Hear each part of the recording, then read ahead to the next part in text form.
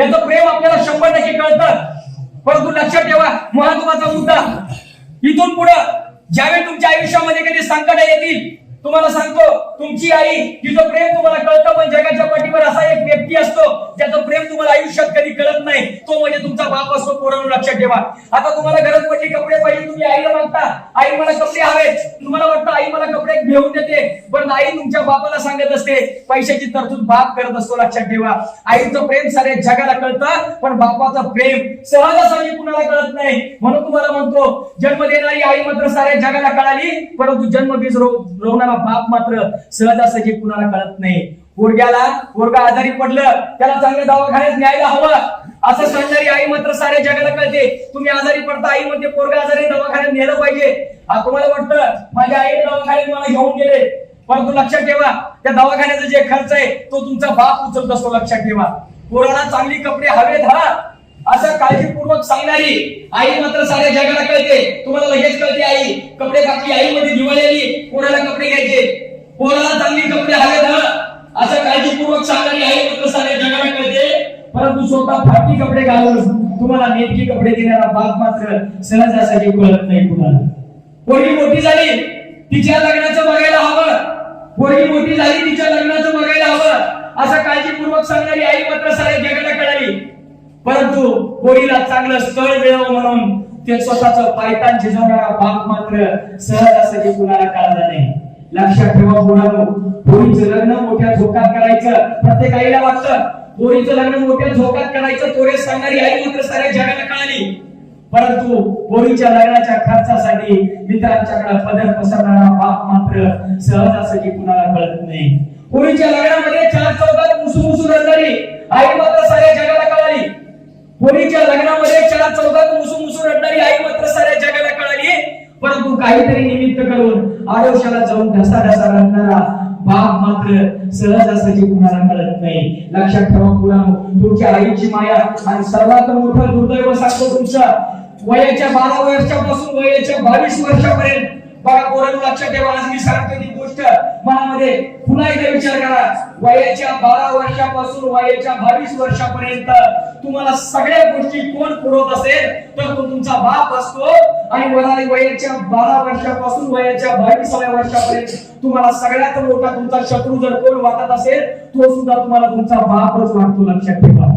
प्रत्येक पोराला वाटतं जगात सर्वात मोठा शत्रू माझा बाप आहे, परंतु लक्षात ठेवा बाप तुमच्यासाठी झिजत असतो, मरत असतो. आई आणि बाप या दोघांच्या मध्ये तुलना करणं कधी शक्य नाही. दोघांच्या मायेची तुलना कधीच करू नये. परंतु बापाचं प्रेम आणि आईचं प्रेम कसं वेगळं असतं, दोघांचा दृष्टिकोन तुमच्याकडे बघण्याचा कसा वेगळा असतो. एका छोट्याशा सवयीने तुम्हाला सांगणार आहे. लहानपणापासून तुम्ही बघत असाल आई नेहमी तुम्हाला कडेवर घेत होती, बरोबर आहे का?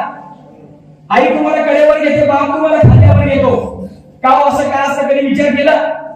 आई तुम्हाला कडेवर घेते, आई सुद्धा खांद्यावरती घेऊ शकते. आई तुम्हाला खांद्यावरती घेत नाही, बाप तुम्हाला खांद्यावरती घेऊ शकतो, पण बाप तुम्हाला नेहमी कडेवरती घेतो. या दोघांच्या या सवयीमुळे त्यांचा दृष्टिकोन काय आहे याचं आपल्याला दर्शन होतं. लक्षात ठेवा मुलांनो, त्याच्यामध्ये तुम्हाला कळतं आई आणि बाप या दोघांच्या प्रेमामध्ये काय फरक आहे. लक्षात ठेवा. आई घेते कडेवर, बाप घेतो खांद्यावर. याच्या पाठीमागचं कारण काय असावं मुलांनो लक्षात ठेवा. आई घेते कडेवर, बाप घेतो खांद्यावर. यांच्या पाठीमागचं कारण काय असावं? आईला वाटतं जे मला दिसतं ते माझ्या लेकराला दिसावं, पण बापाला वाटतं जे मला दिसतं त्याच्यापेक्षा 10 पटीनं पुढचं माझ्या लेकराला दिसावं.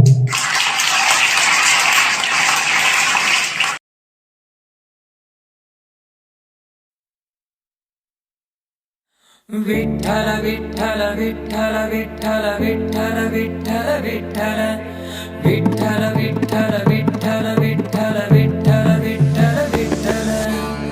जन्म एकदाच येड्या पुन्हा येन नाही, जन्म एकदाच येड्या पुन्हा येन नाही. घडीभर जिंदगीचा भरोसा विनाई, दुःखाच्या त्या सागरात येई आनंदाची लाट. चालतो जावा मी पंढरीची वाट, चालतो जावा मी पंढरीची वाट, चालतो जावा मी पंढरीची वाट, चालतो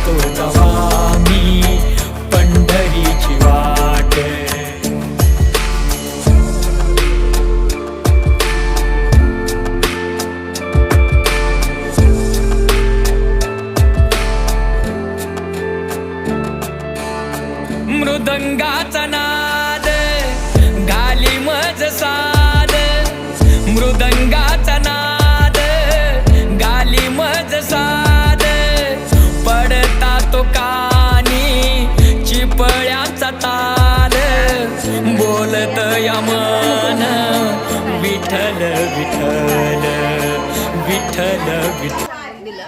यातून सर सांगताना मला अक्षरशः माझ्या आई वडिलांनी लहानपणापासून माझ्यासाठी जे काही कष्ट केलेत, आटापिटा केलाय, तो सगळा मला डोळ्यासमोर आला. आणि त्या म्हणजे ते एवढं ते सगळं मन लावून ते सांगत होते आणि ते ऐकताना खरंच मला माझे आई वडील डोळ्यासमोर दिसले आज, आणि त्यांचे संस्कार. आज आमच्या विद्यालयामध्ये मिनी गुरुकुल अंतर्गत प्रकल्पामध्ये अण्णासाहेब शिंदे यांचं व्याख्यान आयोजित केलेलं होतं. या व्याख्यानामध्ये त्यांनी आपल्या आईवडिलांच्या बद्दलचं असणारं प्रेम, त्यांच्याबद्दलची असणारी आस्था याबद्दलची माहिती आमच्या विद्यार्थ्यांना खूप छान पद्धतीनं दिली. आई आणि वडील या दोघांचं प्रेम आणि त्याची असणारी आपल्या जीवनातली आवश्यकता याबद्दलचं माहिती त्यांनी या ठिकाणी असणाऱ्या व्याख्यानामध्ये दिलेली आहे. खरोखरच त्यांनी जी उदाहरणं दिली, त्यांनी जे प्रसंग सांगितले, त्या प्रसंगाच्या माध्यमातून आमच्या विद्यार्थ्यांच्या आणि प्रत्यक्षात आमच्यासुद्धा डोळ्यात पाणी तरळल्याशिवाय राहिलं नाही. या व्याख्यानाच्या माध्यमातून त्यांनी खरोखरच आईवडिलांच्या बद्दलचं प्रेम, त्यांच्याबद्दलची आस्था, त्यांच्याबद्दलचं आपलं कर्तव्य आणि त्यांना कुठल्या गोष्टीतून सुख मिळणार आहे, दुःख कुठल्या गोष्टींनी होणार आहे, या सगळ्या गोष्टीची जाणीव अगदी विद्यार्थ्यांना करून दिलेली आहे. खरोखरच त्यांचं हे व्याख्यान हृदयाला चटका लावून जाणारं आहे असं मला वाटतं. त्यांनी हे जे व्याख्यान आहे ते दिलं, त्याबद्दल खरोखरच मला त्यांना धन्यवाद द्यावेसे वाटतात. त्याचं कारण असं आहे की मी एका मुलींच्या शाळेमध्ये काम करते आणि माझ्या या मुलींच्यासाठी हे व्याख्यान अतिशय उपयोगी ठरणारं असं झालेलं आहे असं मला वाटतं. खरोखरच अण्णासाहेब शिंदे यांचे मी मनपूर्वक धन्यवाद देते. त्यांचं व्याख्यान ऐकून मला खूप आनंद झाला आणि ते जे बोलत होते त्याबद्दल मला खूप छान त्यांनी व्याख्यान सांगितलं. मुलांना छान समजून असं भाषण केलं. माझं नाव सुभाष यादवराव दुधगावकर. मी मूळचा दुधगावचा आहे. मी सर्व्हिसला SSC पण कोल्हापूर येथे वरिष्ठ अधीक्षक या पदावरती कार्यरत आहे. मला अण्णासाहेब शिंदे सरांचं व्याख्यान जे कमलापूर पंडित नेहरू विद्यालय कोल्हापूर येथे झालं होतं ते मला ऐकायला मिळाल्यानंतर मला त्याच्यावर खूप प्रभाव पडला. मी अण्णासाहेब शिंदे सरांना कॉन्टॅक्ट केला होती आणि त्याला मी धन्यवाद व्यक्त केलं की तो कार्यक्रम माझ्या शाळेमध्ये ठेवण्यासाठी त्यांनी आग्रह केला. त्याने आज आमच्या शाळेमध्ये जो कार्यक्रम केला गौरव पाटील विद्यालय गंगाव इथे कार्यक्रम केला, तो कार्यक्रम आईवडिलांच्या विषयी मुलांनी किंवा मुलींनी आदरयुक्त भावना व्यक्त करून कसं वागावं, आईवडिलांच्या पाया पडावं आणि आईवडिलांची कृतज्ञता व्यक्त करावी असं जे विधान केली. आणि त्यामुळं मुलींच्या आणि मुलांच्या डोळ्यामध्ये अश्रू आले, माझ्याही डोळ्यामध्ये अश्रू आले. कारण का माझ्या आई वडिलांनीसुद्धा जे कष्ट केलं ते माझ्यासमोर आता मला दिसत होतं. आणि ह्या आईवडिलांच्या कृतज्ञता व्यक्त केल्यामुळं मुला मुलींच्यामध्ये चांगलाच प्रभाव पडलेला आहे. त्या संदर्भात चांगलाच प्रभाव पडलेला आहे. असंच शिंदे सरांनी व्याख्यान देऊन आजच्या पिढीसमोर जो आदर्श निर्माण केला आहे तो चांगल्या प्रकारे पुढे घडवण्यासाठी यासाठी त्यांना मी धन्यवाद व्यक्त करतो.